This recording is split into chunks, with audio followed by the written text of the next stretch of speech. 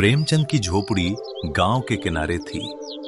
अंदर के हालात देखकर ही कोई अंदाजा लगा सकता था कि गरीबी चरम पर थी।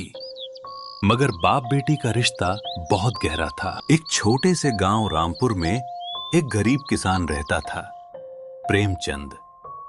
उसकी एक ही बेटी थी, तारा। तारा बहुत ही सीधी, मेहनती और संस्कारी लड़की थी। प्रेमचंद दिन रात खेतों में मेहनत करता था ताकि उसकी बेटी को कभी किसी चीज की कमी ना हो। लेकिन उस गांव का मुखिया भानु सिंह बहुत ही लालची और घमंडी आदमी था। गांव के लोग उससे डरते थे और उसकी नजर अब प्रेमचंद की बेटी तारा पर पड़ चुकी थी। बेटी तारा, मेहनत ही गरीब का सहारा होती है। गरीबी के कारण हमें कभी सत्य का रास्ता नहीं छोड़ना चाहिए और ना ही कोई काम ऐसा करना चाहिए जिससे समाज में इज्जत घटे, क्योंकि इज्जत ही गरीबों का सबसे बड़ा धन होता है। इसलिए कभी कोई ऐसा काम मत करना जिससे हम पर लोग उंगली उठाएं। बाबा, माँ के गुजर जाने के बाद आप ही मेरे लिए सब कुछ हैं। आपने कभी माँ की कमी महसूस नहीं होने दी। जब आप साथ हैं तो मुझे किसी चीज की जरूरत नहीं। मैं कभी कोई ऐसा काम नहीं करूंगी जिससे कि आपकी तरफ कोई उंगली, क्या है, आंख तक उठा के देख सके।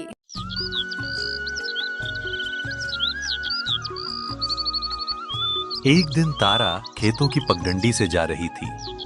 दुर्भाग्यवश लंबरदार भानु सिंह भी अपने नौकर के साथ खेतों को देखने निकला था। तारा जल्दी जल्दी घर जा रही थी। घर के और काम बाकी पड़े थे। इसी सोच में पड़ी तारा ने भानु सिंह को नहीं देखा कि तभी लंबरदार भानु सिंह तारा को देखकर टोकते हुए बोलता है, ए लड़की, कौन है तू? तुझे पहले तो कभी नहीं देखा।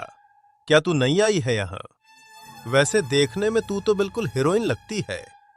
चल अपना नाम बता और किसकी बेटी है वो भी बता। मुखिया की कड़क आवाज को सुनकर तारा घबरा कर बोलती है, नमस्ते मुखिया जी, मेरा नाम तारा है और मैं इसी गांव की रहने वाली हूँ और मेरे बाबा का नाम प्रेमचंद है। मेरी माँ बचपन में ही गुजर गई थी। मैं घर जा रही हूँ, सारे काम बाकी पड़े हैं। बाबा के लिए खाना भी बनाना है। और प्रेमचंद का नाम सुनते ही मुखिया चौंकते हुए अपनी घिनौनी सोच और शर्त दोनों को तारा के सामने रखता है। आए उस लप्पू प्रेमचंद। अरे कहाँ रहता है वो आजकल? मेरा पिछले साल का कर्ज भी नहीं चुकाया अब तक। मगर कोई बात नहीं तारा बेटी, तुमको देखकर मैं सोचता हूं कि प्रेमचंद का सारा कर्ज माफ कर दूं। लेकिन उसके लिए तुम्हें मेरी हवेली में आना होगा। बस यही एक छोटी सी शर्त है मेरी।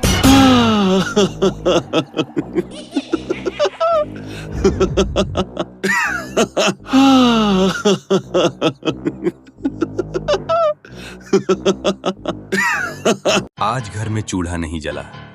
तारा ने सारी बात अपने पिता को बता दी। प्रेमचंद यह सुनकर बिल्कुल हक्का बक्का हो जाता है। उस आदमी की नीयत मुझे पहले से पता थी। अब तुझे अकेले कहीं नहीं जाना है। ऐसे घटिया सोच के लोग कुछ भी कर सकते हैं। हमें होशियार रहना होगा। बाबा, क्या गरीब होने की इतनी बड़ी सजा मिलती है? क्या रुपयों पे आगे भगवान का डर खत्म हो जाता है? आखिर ऐसे दुष्ट लोगों को सजा कैसे दी जाएगी? बोलिए ना बाबा, कोई तो उपाय होगा ऐसे दुष्ट लोगों को सजा देने का। धीरे धीरे समय का पहिया बढ़ता है। बसंत ऋतु को भी बीते हुए काफी समय हो गया, मगर बारिश फिर भी नहीं हुई। देखते ही देखते गड्ढों और तालाबों का तो कहना ही क्या, नदियों तक का पानी सूख गया। चारों तरफ भयंकर सूखा पड़ गया। एक बार फिर से प्रेमचंद को मुखिया की याद आने लगी, लेकिन मुखिया की हरकतों को याद करके प्रेमचंद ठिठक कर रुक जाता था। प्रेमचंद जितना रुक रहा था, पेट की भूख पल पल उतनी ही बढ़ रही होती है। मरता क्या ना करता, वो 2 दिन के बाद भूख के सामने जिद छोड़ देता है और वह मुखिया के पास कर्ज के रूप में अनाज लेने को जाता है। कर्ज तो मिलेगा, मगर कीमत भी चुकानी पड़ेगी, समझा? जिद छोड़ दें और मेरी बात मान लें। अरे क्या लेकर आया था और क्या लेकर जाएगा, सब यहीं धरा का धरा रह जाएगा। अरे भूखे मरेगा तो यमदूत नरक भी नहीं लेकर जाएगा। कुछ भेजे में घुसा तेरे कि तारा को मेरे घर काम पर भेज दिया कर। फिर देख तू कि तेरा कर्ज और भूखमरी दोनों कैसे चुटकी में खत्म हो जाएंगे। चलो ए कलुआ, प्रेमचंद के घर में अनाज की बोरी और घी दूध दही और तारा के लिए सुंदर कपड़े लेकर जा। लौटते वक्त साथ में लेते आना, ठीक है ना प्रेमचंद? मुखिया के मुंह से अपनी बेटी पर इतनी घिनी घिनी बातें सुनकर प्रेमचंद गुस्से से आग बबूला हो मुखिया को करारा जवाब देता है। मेरी बेटी है बेटी, कोई गाय भैंस बकरी नहीं। जो उसकी इज्जत का सौदा मैं तुझसे करूं। अरे अपना दूध दही तू अपने पास ही रख, तेरे मरने के बाद तेरे ही काम आएगा, बेशर्म आदमी।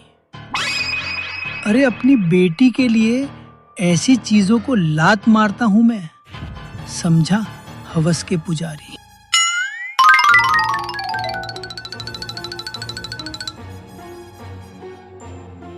करारा जवाब सुनकर मुखिया का अहंकार जाग जाता है और आवेश में आकर वह प्रेमचंद को उसकी बेटी को संभाल कर रखने की धमकी देता है। अरे तो फिर याद रखना प्रेमचंद कि गरीब को इज्जत बचाना बहुत मुश्किल होता है।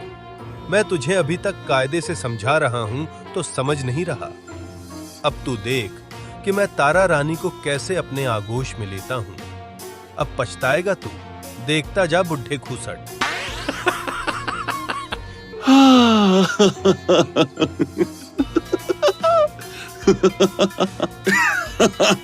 शाम ढल चुकी थी। गांव के खेतों के पीछे की पगडंडी लगभग सुनसान थी। तारा खेतों की तरफ से शौच करके लौट रही थी। रास्ते के अगल बगल से झिंगुरों की आवाजें साफ सुनाई दे रही थी कि तभी अचानक सामने से मुखिया भानु सिंह और उसका नौकर कालू रास्ता रोककर खड़े हो जाते हैं। अरे तारा रानी, तुम इतनी रात में अकेली क्या करने आई थी यहाँ? छी छी छी, ये बदबू कैसी? क्यों बे कलुआ, तूने आज नहाया नहीं क्या? सुनसान जगह होने के कारण तारा बहुत घबरा गई। उसे कुछ सूझ ही नहीं रहा था कि अब वह क्या करे और घबराहट में विनती करते हुए मुखिया से बोलती है, मुझे घर जाने दीजिए मुखिया जी, बाबा घर पर मेरा इंतजार कर रहे होंगे। अभी झाड़ू कटका भी करना है, फिर खाना भी बनाना है। ऐसे सुनसान जगह पर इस तरह से किसी लड़की को रोकना टोकना पाप है, समझे आप? इतनी भी जल्दी क्या है तारा रानी? आज तो हमें भी बात करनी है और तुम्हारे हुस्न का दीदार भी तो अच्छे से करना है। आज तो बेटी कर्जा चुकाएगी अपने बाप।